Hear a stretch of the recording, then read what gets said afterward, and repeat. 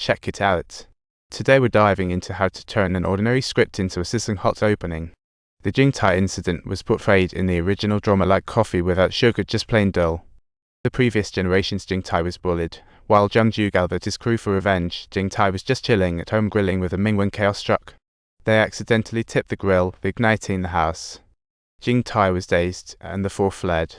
A Ming watched from the bathroom like a reality show.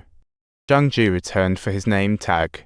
Jingtai woke and begged for help, but Zhangju beat him with a stick, killing him.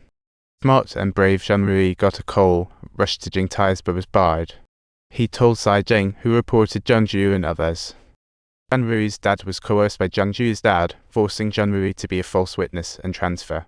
Let's write it. Back to Jingtai being beaten, Ming saw Zhangju searching for his name tag. In the original, he died. Here, he's just knocked out, avoiding excessive gore. Zhangju was so scared his legs went weak, sending Fat Tiger for the tag while Ming slipped out to call the cops. After the movie, Zhanrui got a call, rushed to Jingtai's house and saw flames soaring. By then, Zhangju had fled like the wind, so what Zhanrui saw was Fat Tiger kicked Jingtai. All eyes on him, he still failed to find the name tag upon leaving. Zhanrui mistakenly took him for the killer.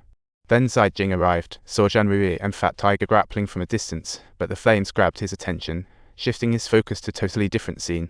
After Taijian left, he sneaked back into the schoolyard, thinking he had the tag, but found it missing. This made him suspect that Taijian killed Jingtai, and Ming, Zhanrui, and Zai Jing had all seen three different killers. Zhangju, Fat Tiger, and Taijian. Doesn't the story get more interesting? After all, it's still a tale from 20 years ago, but we've added a fresh twist. Let's keep going. Sai Jing reported Taijian for murder, and now the story gets a fun twist. Zhanrui couldn't testify because he witnessed Fat Tiger commit the murder, but being the good guy he is, he chose to stay. Sai Jing was expelled, sparking the misunderstanding. 20 years later, Zhanrui still met misfortune at the site. In the original, Zhanrui called people to the site to expose the secrets. But what he found was Zhangju's name tag. Let's switch that to Taijian. Taijian's name tag was found in Jingtai's palm, and later it ended up with Jingtai's mom, who then handed it to Zhanrui, making him realize he had messed up. Subtitle: Who has Zhangju's name tag? It could be Yu Song, Yun Jin, or Meng. Any of them would work, or you could go with the baddest like Yun Ho, Shang Yi, or Taijian. Whichever you choose, it'll definitely lead to some interesting. For example, choosing Meng, he still thinks Zhangju is the killer, so teams up with Shang Yi to get Zhangju hooked on drugs. Then there's Taijian. He could use that name tag as leverage to break into the old chairman's house, making it all justified, and even throw in another plot twist for good measure. The person who took Zhangju's name tag saw a shadow flash by the real killer of Jingtai. Through investigation, VY traced it to Meng. Just then, the 10th episode ended without the plot losing steam. You may not have noticed I only referred to the three different killers from Meng, Zhanrui, and Zai Jing's views.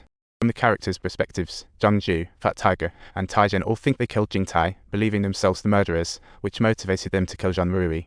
Here's where it gets interesting. On that fateful night, when all three received Zhanrui's call, they panicked, thinking Zhanrui was going to pin the blame on them. What did they do? They decided to deal with him for good. Each of them plotted to kill Zhanrui, using their unique tactics. Ultimately, all this led to Zhanrui's rather tragic end. Why write it this way? Because the original show started off with a ruckus at Zhanrui's view. It was like they were trying to give Zhanrui a white coat check, but the results were nearly useless. Subtitle: Chekhov once said, if a gun appears in the first act, it must fire in the third. Thus, test results must be useful and meaningful. Zhanrui's exam results could emerge in the 11th episode like he was stabbed in the neck, or poisoned, or something dramatic. In short, everyone in the trio is a suspect, keeping the plot taut and engaging. It makes the narrative even more mind-boggling and entertaining. It's still a 20-year-old story, but we've layered it with more depth. While unraveling the myths, new layers of fog appear. Let's dive deeper into the plot after the investigation. Could the one with the billion-dollar stakes be? Don't keep it simple, it's dull.